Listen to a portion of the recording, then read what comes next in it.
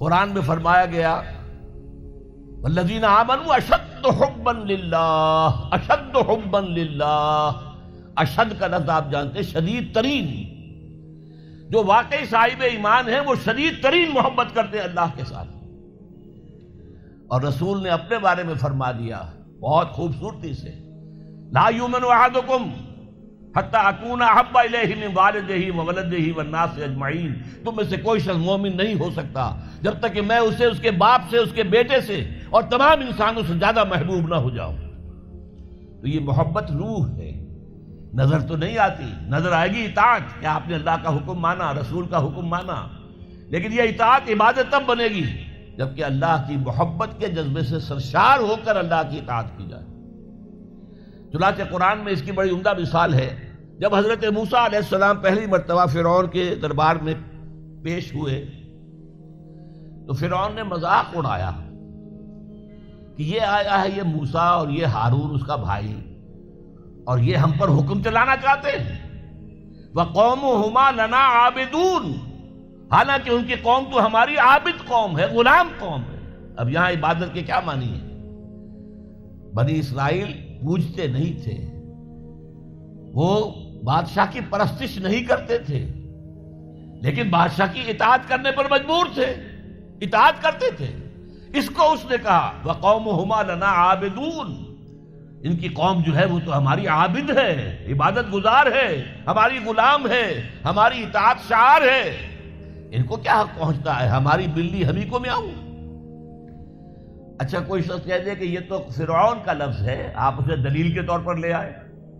اللہ کا لفظ تو نہیں ہے یہ، تو وہ بھی سن لیجئے۔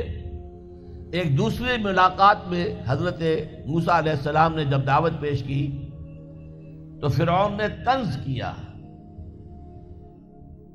الم نربک فینا ولیدا، اے فرعون، اے موسیٰ تم وہی نہیں ہو جسے ہم نے اپنے گھر میں پالا پوسا تھا۔ اللہ تعالیٰ کے حکم سے حضرت موسیٰ کو تو ایک صندوق میں بند کر کے دریائے نیل میں ڈال دیا تھا ان کی والدہ نے۔ وہ محل کے پاس سے گزر رہا تھا کہ وہاں کچھ عورتیں جو ہے دریا پر آئی ہوئی تھیں نہانے وغیرہ کے لیے، انہوں نے وہ تابوت جو تھا صندوق وہ پکڑ لیا، اس میں حضرت موسیٰ نکل آئے اور اتنے خوبصورت تھے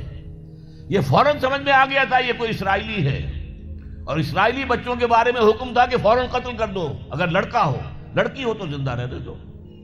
لیکن یہاں حضرت آسیہ تھی، فرعون کی ایک بیوی جو مسلمان تھی، بنی اسرائیل میں سے تھی، انہوں نے کہا فرعون سے لا تقتلوہ، مت قتل کرو، قرۃ اعین لی ولک، دیکھو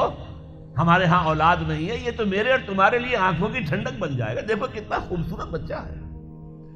لہذا ان کو قتل نہیں کیا گیا۔ اللہ تعالیٰ نے ایک جگہ سورہ طٰہٰ میں احسان گنایا ہے حضرت موسیٰ پر، وَأَلْقَيْتُ عَلَيْكَ مَحَبَّةً مِّنِّي، میں نے اے موسیٰ تم پر اپنی محبت کا پرتو ڈال دیا تھا، ایسی محبت خدا بندی، ایسا ان کا جذبہ ابھرا لوگوں کے اندر کہ حضرت موسیٰ کو غضب نہیں پہنچایا گیا، محل میں پلے ہیں۔ تو اس کے بعد فرعون کی اس وقت تک اولاد نہیں تھی، بعد میں اولاد ہو گئی، لیکن وہ جو بعد میں اولاد ہونے والا جو ہے پیدا ہونے والا شہزادہ، وہ حضرت موسیٰ کو اپنا بڑا بھائی سمجھتا تھا۔ تو حضرت موسیٰ کو جب تانا دیا الم نربک فینا ولیدا، اے موسیٰ تم وہی نہیں ہو جسے ہم نے بچپن میں پالا پوسا تھا، ہمارے ٹکڑوں پر پلے اور آج ہمارے منہ کو آ رہے ہو۔ اس کا جواب کیا دیا حضرت موسیٰ نے، وَتِلْكَ نِعْمَةٌ تَمُنُّهَا عَلَيَّ أَنْ عَبَّدْتَ بَنِي إِسْرَائِيلَ، بڑا احسان کیا تو نے کہ مجھے اپنے گھر میں پال دیا اور میری ساری قوم کو غلام بنا رکھا ہے۔